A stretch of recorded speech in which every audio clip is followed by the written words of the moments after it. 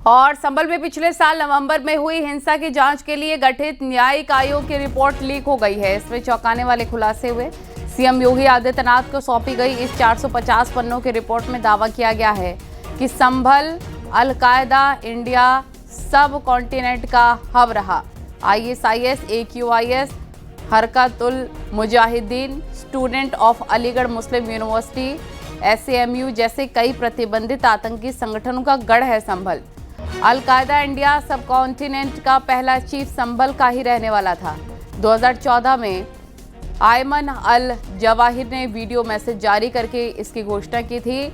मौलाना असीम उमर उर्फ सनाउल हक AQIS का पहला चीफ था, जो कि 2019 में अफगानिस्तान में अमेरिकी ड्रोन हमले में मारा गया था। इसके अलावा संभल का रहने वाला मोहम्मद उस्मान अल-कायदा का आतंकी फिलहाल पाकिस्तान की जेल में बंद है। ऐसे आतंकवादियों की लिस्ट काफ़ी ज़्यादा लंबी है। आपको हैरानी होगी ये जानकर कि आतंकी संगठनों के लिए संभल में कैंपस रिक्रूटमेंट भी किया जाता था। संकेत मिश्रा हमारे सहयोगी लखनऊ से हमारे साथ लाइव जुड़ी है। संकेत, ये चौंकाने वाले खुलासे हुए हैं इस रिपोर्ट में। बताया जा रहा है कि रिक्रूटमेंट किया जाता था, कैंपस बना हुआ था आतंकी संगठनों का संभल। और क्या क्या जानकारी सामने आई है इस रिपोर्ट के माध्यम से? बिल्कुल, देखिए, ये जो रिपोर्ट आई है संभल न्यायिक जांच आयोग की, ये रिपोर्ट बहुत चौंकाने वाली है और ये रिपोर्ट बहुत सावधान करने वाली है। इस रिपोर्ट में संभल का वैश्विक आतंकवादी कनेक्शन सामने आया है सीधे तौर से, और जो पूर्ववर्ती समाजवादी पार्टी की सरकारें रहीं और जो वहां से बर्ग फैमिली रही, इनका भी कनेक्शन सीधे तौर पर आया। और जो वैश्विक आतंकवाद की जहां तक बात की जाए तो वैश्विक आतंकवाद में जो अमेरिका में टॉप 10 आतंकी था, वो आतंकी संभल का आमिर रहने वाला था, यानी कि मौलाना आमिर संभल का रहने वाला था। यही नहीं, ISI का कनेक्शन सीधे तौर पर मिला है। ये न्यूज़ 18 के पास एक्सक्लूसिव रिपोर्ट है। इसमें सीधे तौर पर यह लिखा हुआ है कि ISI से भी संभल का कनेक्शन था और इन्होंने तुर्क बनाम कन्वर्टेड हिंदू पठान के झगड़े का भी इस रिपोर्ट में खुलासा हुआ है। और दंगों के साथ साथ में लव जिहाद का भी यहाँ पे काम हो रहा था, यानी कि आतंकवादी गतिविधियों के साथ में ही और ब्रेन वॉश करके लव जिहाद कराया जा रहा था।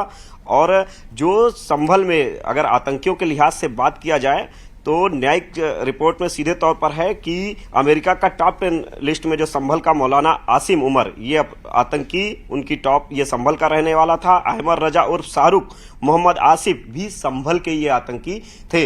ये जांच रिपोर्ट में सीधे तौर पर सामने आया है। यही नहीं, संभल में से भारतीय उपमहाद्वीप का जो अलकायदा का चीफ था वो भी संभल से था, यानी कि संभल से बड़ा आतंकी कनेक्शन सीधे तौर पर सामने आया है। और ये छोटा मोटा सिर्फ मुस्लिम कंट्रीज तक नहीं है ये आतंकी कनेक्शन, ये पूरी तरीके से वैश्विक आतंकी कनेक्शन सामने आया है।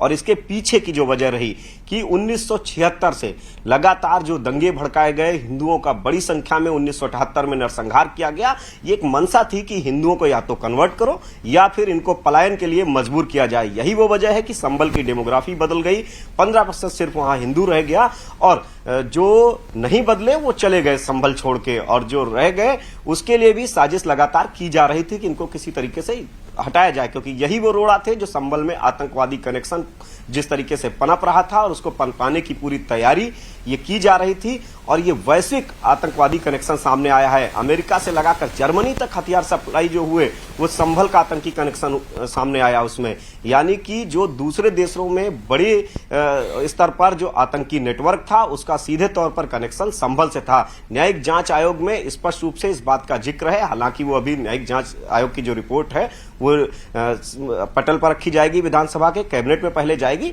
लेकिन जो सूत्रों से हमारे पास जानकारी है वो यही है। और हम इस समय बात भी करेंगे उत्तर प्रदेश सरकार के मंत्री JPS राठौर जी हैं। JPS जी, ये तो बड़ा खुलासा हुआ है, ये तो एकदम चौंकाने वाली बात है कि आतंकी कनेक्शन सामने आ रहा है। देखिए, इसीलिए जांच कराई गई है।